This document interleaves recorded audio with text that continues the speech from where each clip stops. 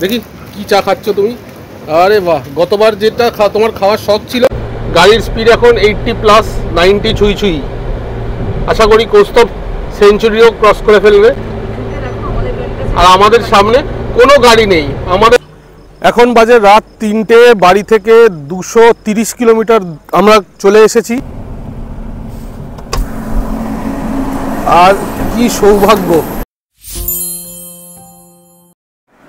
4 June 2024, আজকে মঙ্গলবার। সময় হয়েছে এখন সন্ধ্যে 7টা। গো এয়ার চ্যানেলে তোমাদের সবাইকে আবারও স্বাগত জানাই।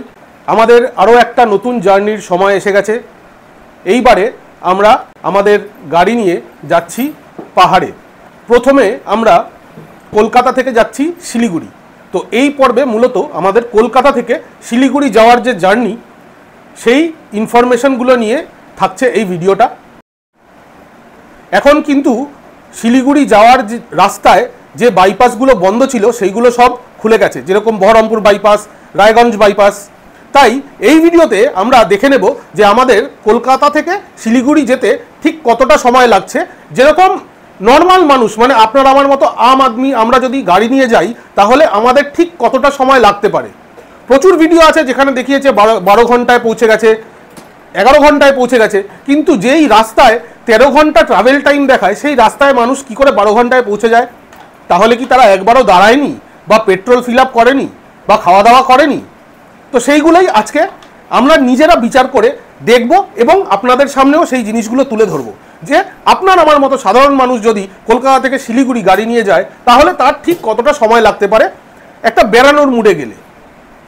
আর এছাড়া আমাদের পরবর্তী পর্বগুলোয় থাকছে শিলিগুড়ি থেকে মিরিক হয়ে দার্জিলিং জেলার একটা অফবিট ডেস্টিনেশন, এবং তারপরে তো আরও আরেকটি অফবিট ডেস্টিনেশন থাকছেই, যেটা খুব স্পেশাল। তো আমাদের সঙ্গে থাকুন আর দেখতে থাকুন আমাদের এই জার্নি। টাইম হয়েছে রাত 8টা আর শুরু হয়ে গেল আজকে আমাদের জার্নি। মহেশতলা থেকে আমরা এখন আছি সম্প্রীতি ফ্লাইওভারে। আর আজকে কৌস্তব আমাদের মেন সারথি, আর আমি মাঝে মাঝে একটু ওকে হেল্প করব। সঙ্গে আছে দেবলীনা, মিষ্টি, বাবিন আর তিতির। এখন আছি সম্প্রীতি ফ্লাইওভারে। আমরা তারাতলা হয়ে বারাসাত হয়ে তারপর NH-12 ধরবো। তো বারাসাত অবধি রাস্তা তো আমাদের জানাই আছে, তাই বারাসাত অবধি রাস্তা আর আজকে দেখাচ্ছি না। সোজা ডাকবাংলো মোড় পার হয়ে তারপর আবার আমাদের রেকর্ডিং শুরু হবে।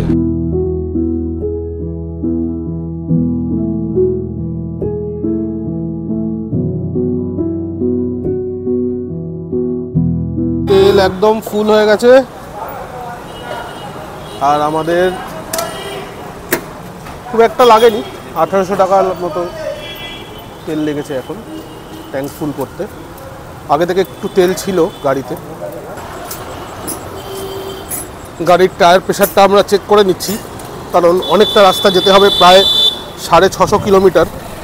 আচ্ছা, এবারে কৌস্তবকে বলবো আমি গাড়ির ট্রিপটাকে 0 করে দেওয়ার জন্য। এই যে আমরা গাড়ির ট্রিপটাকে 0-তে সেট করে দিচ্ছি। তো এখন গাড়ির ট্রিপ মিটারটা আমরা 0-তে সেট করে দিলাম। এবারে আমরা দেখব নেক্সট টাইম যখন আমরা পেট্রোলটা ফিল আপ করছি তখন ঠিক কতটা মাইলেজ দিচ্ছে। যেরকমটা জানিয়েছিলাম, ডাকবাংলো মোড় ক্রস করে গেছি। এবারে আমরা বারাসাতে ঢুকছি। সামনে আসছে বারাসাতের রেলগেট।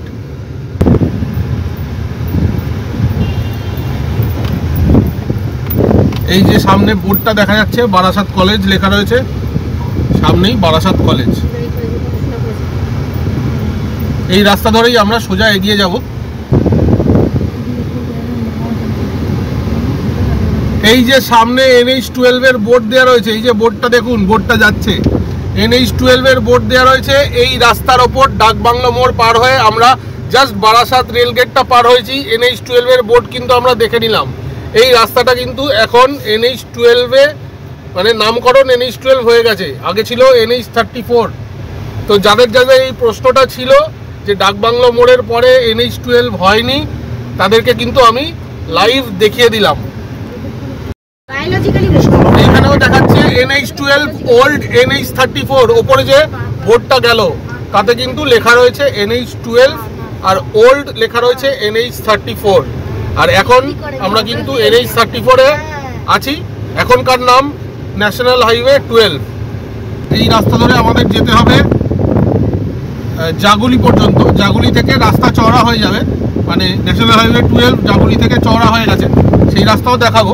তো এইরকম সরু রাস্তার ওপর দিয়ে, ন্যারো রাস্তার ওপর দিয়ে যেতে হবে জাগুলি অবধি।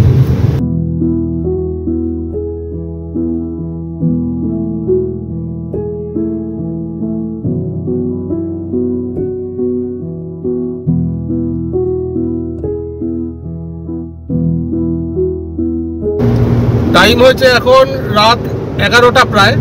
আমরা বাড়ি থেকে 65 কিলোমিটার পার করে এখন বড় জাগুলিতে, বড় জাগুলি পার হয়ে আমরা চলেছি এখন কল্যাণীর দিকে।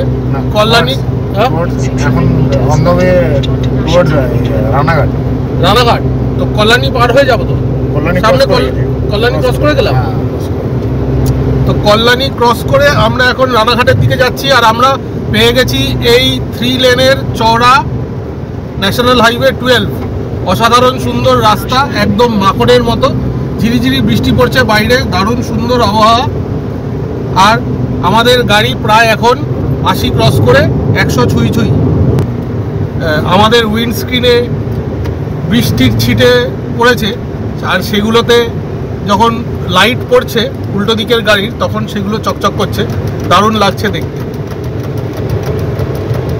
আর কৌস্তব দুটো ট্রাককে পাস চাইছে ডিপার দিয়ে। তো ট্রাকগুলো যেরকমটা দেখা যাচ্ছে সুন্দর নিজেদের লেনেই চলছে, একজন এগিয়ে গেল। আর আমরা আসলে এইভাবেই হাইওয়েতে ড্রাইভ করলে এই ড্রাইভিং এটিকেটগুলো মেনটেন করা উচিত। এই যে পাসটা আমরা চাইছিলাম সেটা ডিপার দিয়ে কৌস্তব পাসটা চেয়ে নিল।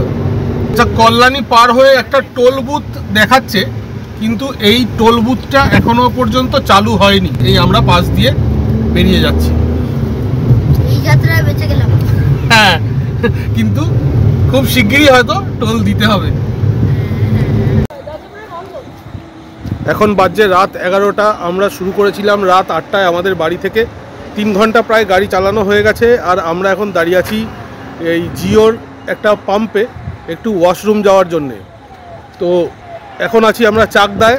আমরা দেখেছি জিওর পেট্রোল পাম্পে ওয়াশরুমগুলো তুলনামূলক অন্য পাম্পের থেকে বেটার হয়।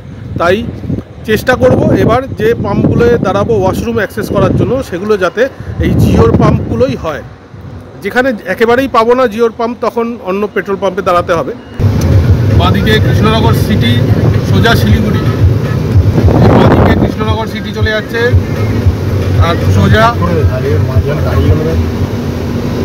আমরা কৃষ্ণনগর ক্রস করে বেরিয়ে যাচ্ছি।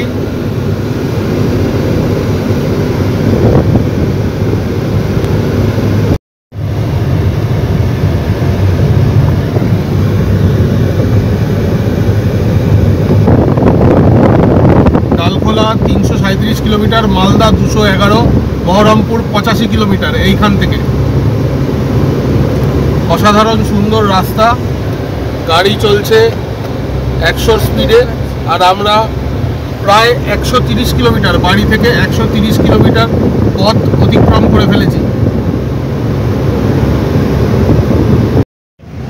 এই শিলিগুড়ি যাওয়ার রাস্তায় যদি সন্ধেবেলা বা রাতের দিকে বাড়ি থেকে বেরোনো হয়, তাহলে এই রাস্তায় কিন্তু ভালো খাবারের জায়গার একটু অভাব আছে।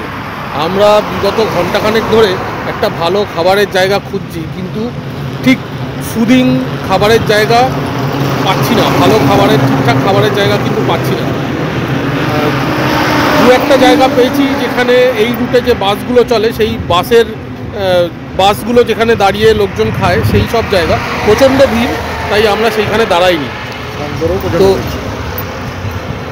ঠিক 2 মাস আগে আমরা যখন এই রুটে গেছিলাম, আমরা দেখিয়েছি আমাদের চ্যানেলে যে রাত 3টের সময় আমরা একটি ধাবাতে দাঁড়িয়েছিলাম, হোটেল সানসিটি ধাবাটার নাম। এখানে আমরা চা খেয়েছিলাম রাত 3টের সময় দাঁড়িয়ে, আর আমাদের বাচ্চারা খুব দৌড়ঝাঁপ করেছিল এইখানে। তো এই ধাবাটার কথা আমাদের কিন্তু মাথায় ছিল, আর আজকে আমরা ডিসাইড করেছি যে আমরা এই ধাবাটায় খেয়ে দেখব। চা খেয়েছিলাম, চায়ের কোয়ালিটি ভালো ছিল বলে আমাদের ভালো লেগেছিল। আজকেও চা হচ্ছে এখানে, আমাদের সামনে বিশাল বড় একটা, আমার পেছনে দেখা যাবে, এখানে ওই যে চা হচ্ছে, চায়ের কোয়ালিটি তো খুবই ভালো ছিল, আমাদের ভালো লেগেছিল। প্লাস আজকে এই ধাবায় আমরা খেয়ে দেখব যে খাবারের কোয়ালিটি কেমন।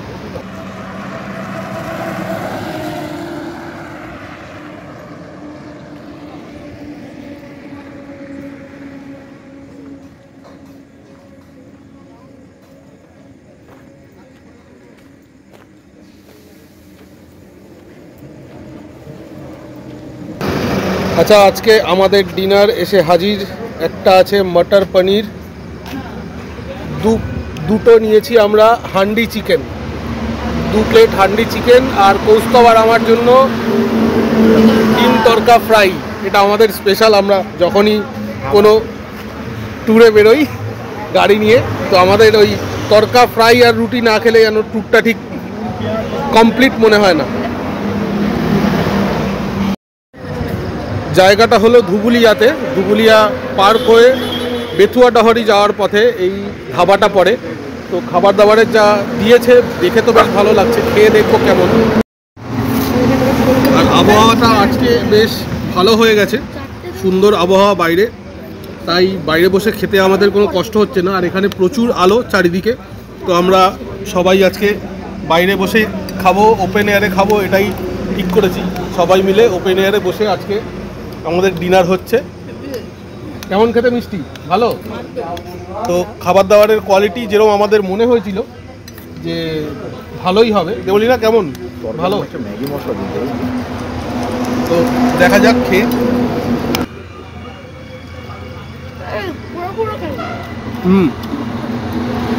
খাবার কিন্তু খারাপ না, রুটি তরকাটা কিন্তু বেশ সুস্বাদু। এবার হান্ডি চিকেনের পালা, একটু হান্ডি চিকেন খেয়ে দেখবো কেমন।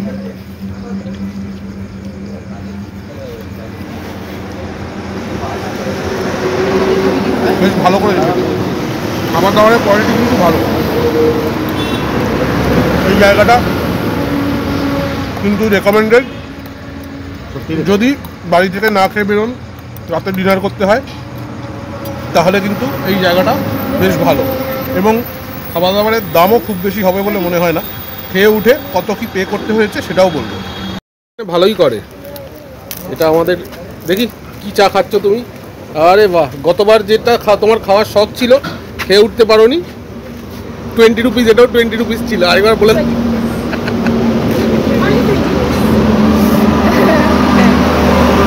আমি খাবো নর্মাল ভার, 20 টাকা, 15 টাকা। চলো স্টার্ট করা যাক। বাজে রাত 1:30, আমাদের ডিনার কমপ্লিট। কি কি খেলাম তা তো দেখিয়েছি। বিল হয়েছে আমাদের এখানে 970 টাকা। খাবার খেয়ে চা জল সব নিয়ে 970 টাকা আমাদের 6 জনের বিল হয়েছে। তো প্রিটি চিপ। খাবার দাবার তো বললামই, বেশ ভালো ভালো সুন্দর খাবার দাবার। এখানে কিন্তু খাওয়া যেতেই পারে, একবার ট্রাই করা যেতেই পারে। তো এইবারে 150 কিলোমিটারের রান নেব, নিয়ে তারপর আবার একটা হল্ট নেব। আমাদের গাড়ি এখন চলেছে বেথুয়া ডহরি ফরেস্টের ওপর দিয়ে। এই বাঁদিকে দেখা যাচ্ছে বেথুয়া ডহরি ফরেস্ট। রাতের অন্ধকারের জন্য হয়তো বোঝা যাচ্ছে না। বেথুয়া ডহরি পার হয়ে আমরা বহরমপুরের দিকে এগিয়ে চলেছি। গাড়ির স্পিড মোটামুটি 80 থেকে 100 কৌস্তব মেনটেন করছে। আর 152 কিলোমিটার রাস্তা আমরা অতিক্রম করে ফেলেছি। আরও অতিক্রম করতে হবে প্রায় 400 কিলোমিটার, তারও বেশি, 500 কিলোমিটার। কারণ আজকে আমাদের গন্তব্য, মানে আমরা যেখানে যেতে চাইছি তার ডিস্টেন্স আমাদের বাড়ি থেকে প্রায় 650 থেকে 750 কিলোমিটার। তো 150 হয়েছে, আরও 500 কিলোমিটার আমাদের যেতে হবে। বহরমপুর সোজা ন্যাশনাল হাইওয়ে 12-এর ওপর দিয়ে আমরা চলেছি। রাস্তা বেশ ভালো, সুন্দর রাস্তা এখনো পর্যন্ত। মানে কল্যাণীর পর থেকে কিন্তু কন্টিনিউ এরকমই রাস্তা চলছে। খারাপ রাস্তা কিন্তু আমরা এখনো পর্যন্ত পাইনি। আমাদের আজকের প্রথম টোলগেট বাড়ি থেকে 156 কিলোমিটার পর প্রথম টোলগেট পড়েছে, আর এটাতে টোল লাগবে।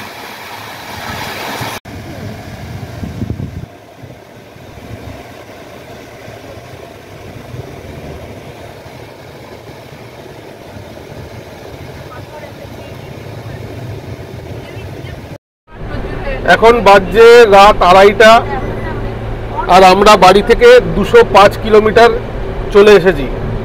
বেলডাঙ্গা ক্রস করে গেছি, সামনে বহরমপুর বাইপাস আসছে। গাড়িতে এখন শুধু বাবিন ঘুমাচ্ছে, বাকি সবাই জেগে আছে, মিষ্টিও জেগে আছে। আর আমাদের দেবলীনা আর তিতির দারুণ গল্প চলছে। ওদের মুখগুলো দেখা যাচ্ছে না, কারণ পেছনটা অন্ধকার, লাইটের শেডটা পড়ছে বলে দেখা যাচ্ছে না। ওরা দুজনে বেশ ভালো গল্প করে যাচ্ছে, আর আমি আর কৌস্তব শুনছি। কৌস্তব গাড়ি চালাচ্ছে, আমি মাঝে মাঝে রেকর্ডিং করছি। তো এইভাবে প্রায় 200 কিলোমিটার পথ অতিক্রম হয়ে গেল। সামনে বহরমপুর বাইপাস আসছে, বহরমপুর বাইপাসের পুরো ভিডিওটা রেকর্ড করব, বহরমপুর বাইপাস তোমাদের দেখাবো।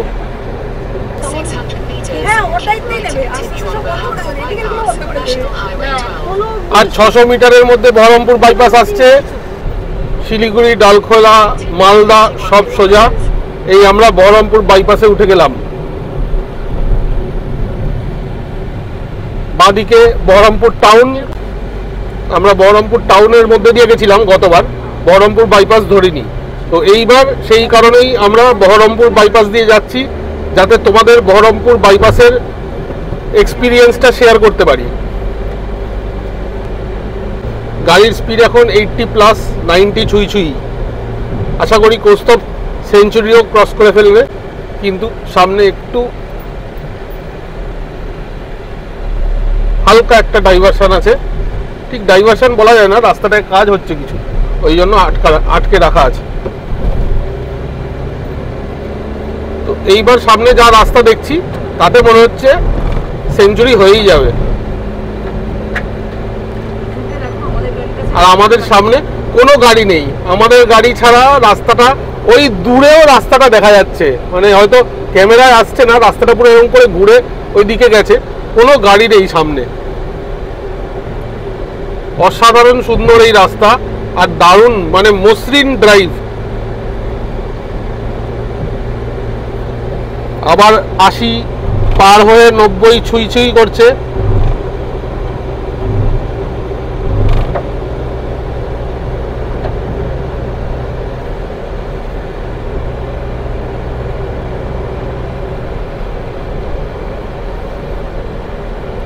আজকে কোনো গাড়ি নেই, কোনো ট্রাকও নেই এই রাস্তায়।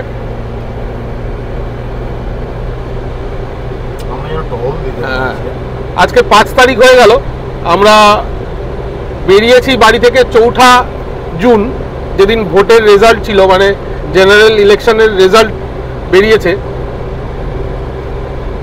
তো সেই কারণেই হোক বা যে কোনো কারণেই হোক, রাস্তায় কিন্তু আজকে ট্রাকের চাপটা বেশ কম।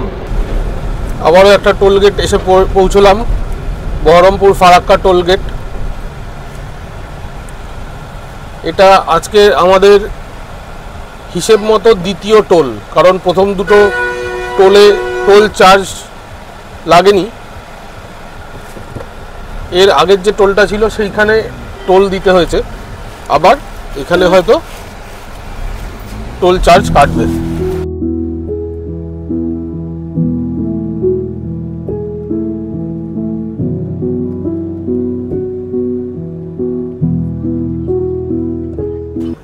এখন বাজে রাত 3টে, বাড়ি থেকে 230 কিলোমিটার আমরা চলে এসেছি।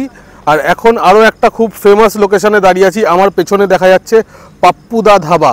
বহরমপুর পার করার পর এইটা খুব ফেমাস একটা ধাবা।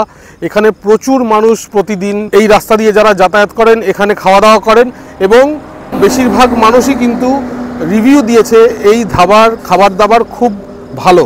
তো আজকে তো আমাদের ডিনার অলরেডি হয়ে গেছে, আমরা আর এখানে কিছু খাওয়া দাওয়া করতে পারবো না, কিন্তু চাটা খেয়ে দেখবো কেমন।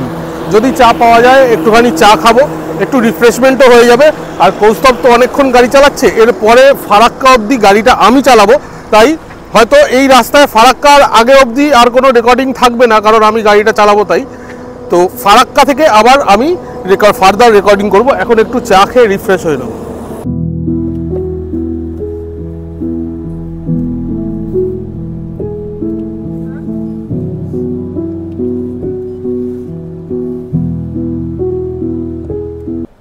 সময় হচ্ছে সকাল 5টা। আজকে 5 তারিখ, 5 জুন 2024। আর আমরা এখন পৌঁছে গেছি ফারাক্কা ব্যারেজে, গঙ্গা নদীর ওপরে।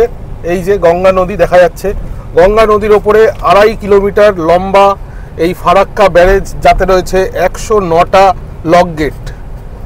আর সামনেই সূর্যোদয় হচ্ছে, অসাধারণ একটা সকাল। আর দারুণ সুন্দর ডান দিক এবং বাঁদিকের এই দৃশ্য। বিশাল চওড়া গঙ্গা নদীর ওপরে 2.5 কিলোমিটার লম্বা ফারাক্কা ব্যারেজের ওপর দিয়ে আমরা চলেছি শিলিগুড়ির পথে। আর কি সৌভাগ্য, একটা ট্রেনও যাচ্ছে একই সময় এই ফারাক্কা ব্যারেজের ওপর দিয়ে, আমাদের সঙ্গেই পাশে পাশে চলছে।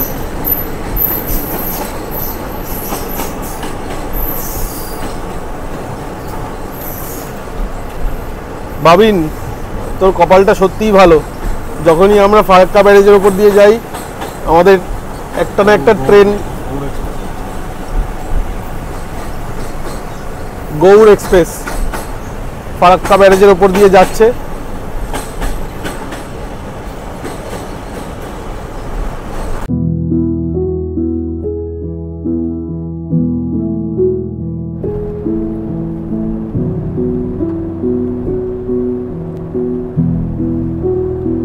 সময় হচ্ছে এখন সকাল 6:10, আর আমরা আমাদের বাড়ি থেকে 375 কিলোমিটার চলে এসেছি।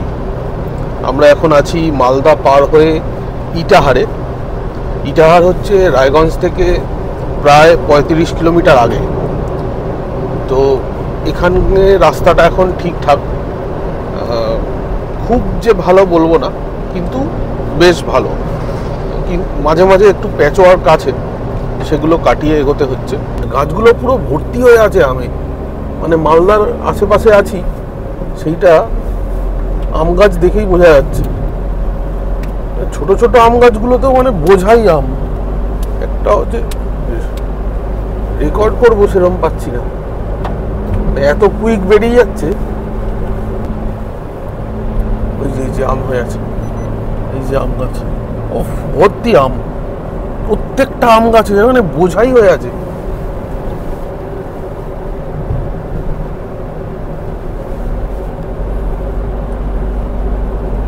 এই যে ও ঝুলে পড়েছে পুরো। পৌঁছে গেছি আমরা রায়গঞ্জ বাইপাসে। টাইম হচ্ছে এখন সকাল 6:45। আগের বার আমরা যখন এসেছিলাম আমরা এই বাইপাসে উঠতে পারিনি, আমাদের নিচে দিয়ে যেতে হয়েছিল, নিচে দিয়ে রায়গঞ্জ সিটিতে ঢুকতে হয়েছিল। কিন্তু এবারে আমরা বাইপাস হয়ে বেরিয়ে যাব। রায়গঞ্জ বাইপাস পুরো সম্পূর্ণ কমপ্লিট এবং খুলে দেওয়া হয়েছে, আর আমরা রায়গঞ্জ বাইপাস দিয়ে বেরিয়ে যাচ্ছি।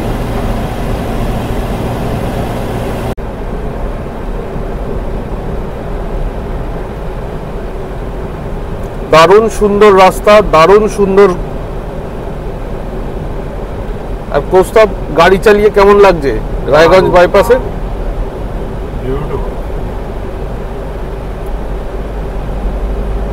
একদম নতুন রাস্তা, মাখনের মতো গাড়ি চলছে।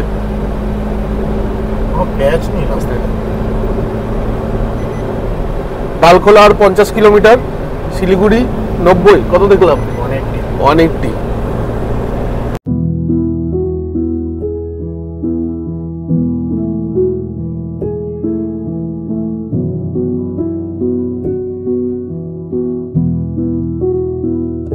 শিলিগুড়ি আর মাত্র 147, ডালখোলা এখান থেকে আর 17 কিলোমিটার।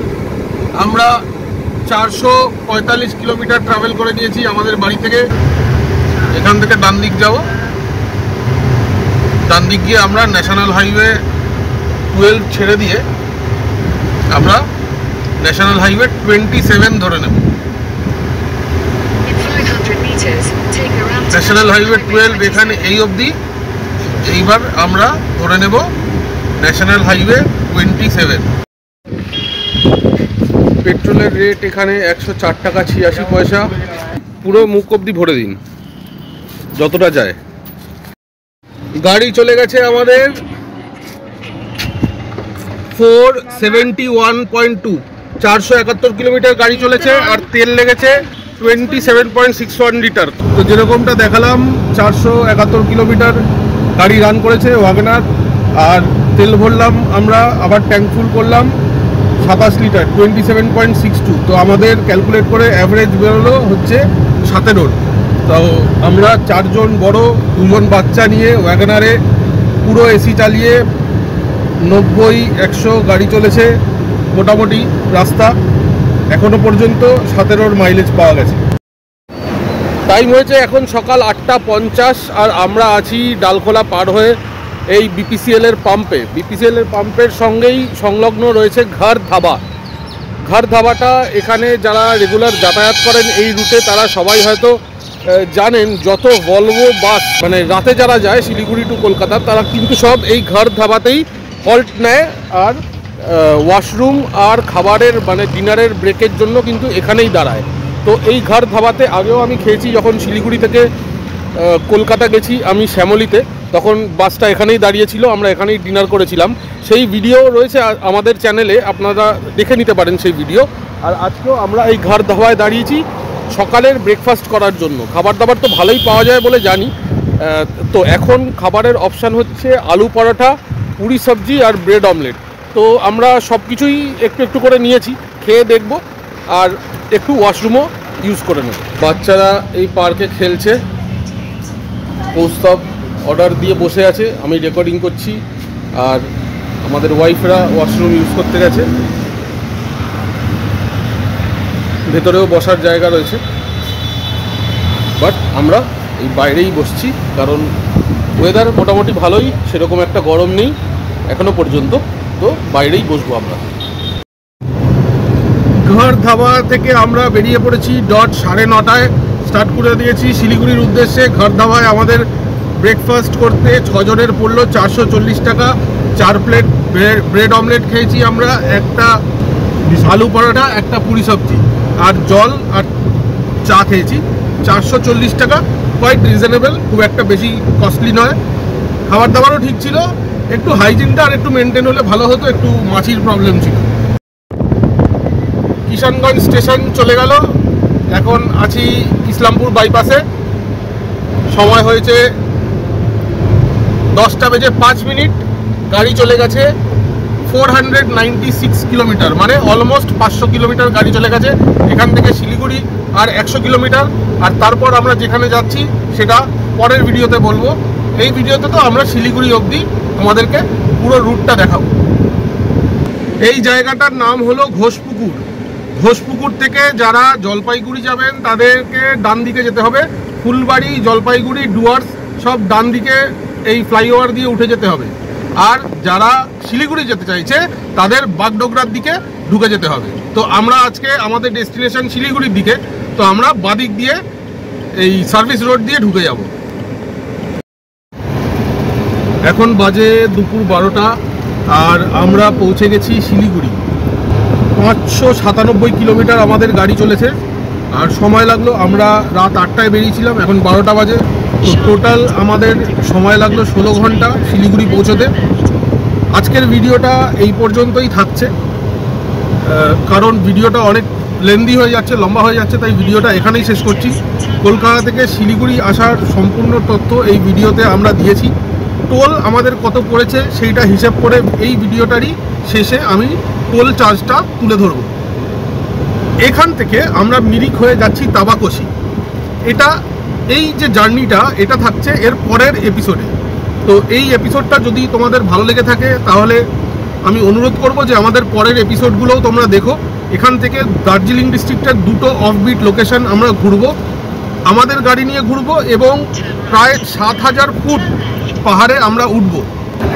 তো ভিডিওগুলো যদি ভালো লেগে থাকে তাহলে একটা লাইক, শেয়ার এবং সাবস্ক্রাইব করবে, এটাই অনুরোধ রইল।